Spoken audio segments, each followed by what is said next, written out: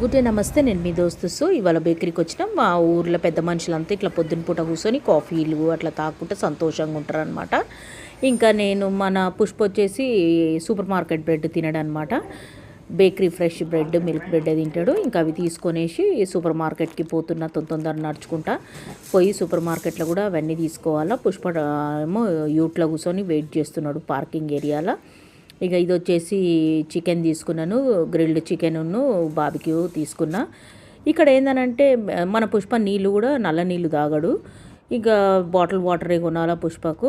ఇంకా ఇవన్నీ తీసుకున్నా. ఇక్కడ ఏందనంటే మనలాగా సంబంధాలు కుదిరించి పెళ్లి చేసుడు అలాంటివి ఏముండవు. ఇక్కడ ఏం చేస్తారంటే డేటింగ్ చేసుకొని కొందరు పెళ్లి చేసుకుంటారు, కొందరు ఎంగేజ్మెంట్ చేసేసుకొని అట్నే పిల్లల్ని కూడా కానీ ముసలోళ్ళు కూడా అయిపోతారు. ఇక అట్లనే ఉంటారు అనమాట. ఇక ఏంటంటే దగ్గుతే తుమ్మితే పిత్తుతే ఊడిపోతాయా అన్నట్టే ఉంటాయి రిలేషన్షిప్స్. ఇక ఎప్పుడు ఎలగొడితే అప్పుడు వెళ్ళిపోవాలన్నమాట. ఈ ఇల్లు ఎవరిదైతే వాళ్ళు ఉంటారు ఆ ఇంట్లో, ఎవరి ఇల్లు కాదో వాళ్ళు వెళ్ళిపోవాలా. పిల్లలు ఉంటే మాత్రం రేపటి రోజు ఏదన్నా అవకాశాలు ఉంటాయి అటు ఇటు ఇల్లుకు.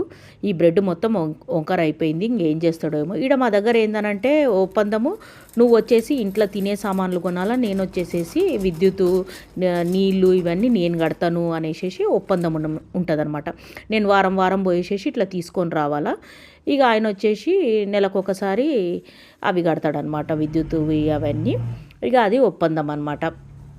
ఇక ఉయ్యాల కట్టించిండు. ఇక ఉయ్యాల ఊగుతా ఉన్నా నిన్నటి నుంచి. మంచిగా ఉంది ఉయ్యాల.